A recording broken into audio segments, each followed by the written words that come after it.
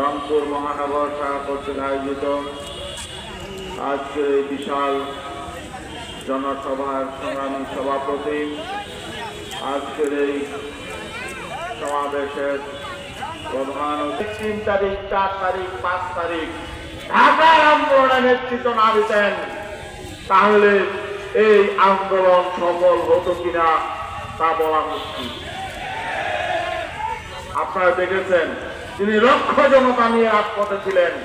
কোন রাজনৈতিক দলের কোন শীর্ষ নেতা আমরা সেদিন রাজপথে খুঁজে পাই নাই, কিন্তু মুফতি ফজলুল করিম সেদিন রাজপথে ছিলেন। আমরা এটা নিয়ে বড়াই করি না, কারণ আমরা আমাদের কর্তব্য পালন করেছি। আজকে দুঃখের সাথে বলতে হয়, এই জুলাই অভ্যুত্থানের পরে আমরা ভেবেছিলাম এদেশটা ঠিক হয়ে যাবে। অতীতে যারা অপকর্ম করেছেন, লুটপাট করেছেন, ফেসিবাদ কায়েম করেছেন, খুন খুন করেছে, তাদের থেকে হয়তো রাজনৈতিক দলগুলো শিক্ষা নিয়েছে, তাদের পরিণতি থেকে হয়তো রাজনৈতিক দলগুলো শিক্ষা নিয়েছে। কিন্তু আমরা গভীর উদ্বেগের সাথে লক্ষ্য করলাম বাংলাদেশের প্রধান রাজনৈতিক দল যেটি রয়েছে, যেই রাজনৈতিক দলগুলো অতীতে ক্ষমতায় ছিল তারা কোন শিক্ষা নেয়, তারা অতীত থেকে কোন শিক্ষা নেয় নাই, তাদের চরিত্রের কোন পরিবর্তন হয় নাই। আগামীতে যে তারা জনপ্রত্যাশা অনুযায়ী নতুন বাংলাদেশ বিনির্মাণ করবে এমন কোন আলামত আমরা দেখতে পাচ্ছি। এই জন্য মানুষের মধ্যে হতাশা আছে।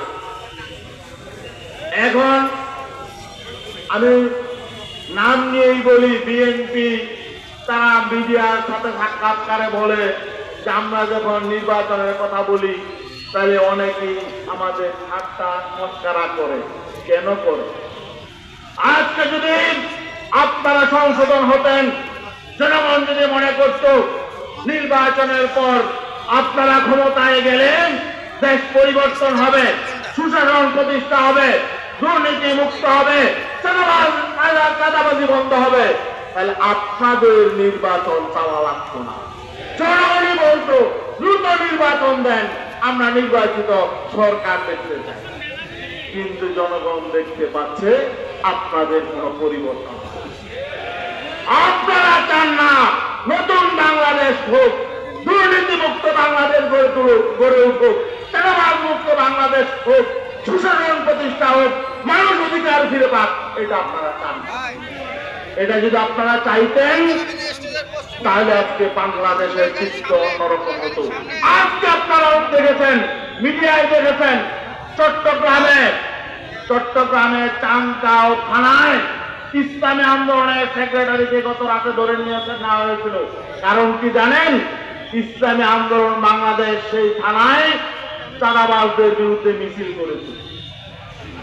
ইসলামী আন্দোলনের সেক্রেটারির নেতৃত্বে, থানার সেক্রেটারির নেতৃত্বে চাঁদাবাজদের বিরুদ্ধে মিছিল হয়েছিল এবং চাঁদাবাজরা সেখানে সুবিধা করতে পারছিল না। এই জন্য উল্টা তার বিরুদ্ধে মামলা দেওয়া হয়েছে এবং গত রাতে এই সেক্রেটারিকে আমাদের চান্দগাঁও থানা চট্টগ্রামের তাকে অ্যারেস্ট করা হয়েছিল, থানায় আটকে রাখা হয়েছিল। জনগণ জানতে পেরে থানা ঘেরাও করেছে, পুলিশ বাধ্য হয়েছে তাকে ছেড়ে দিতে। এই হলো চরিত্র তাদের।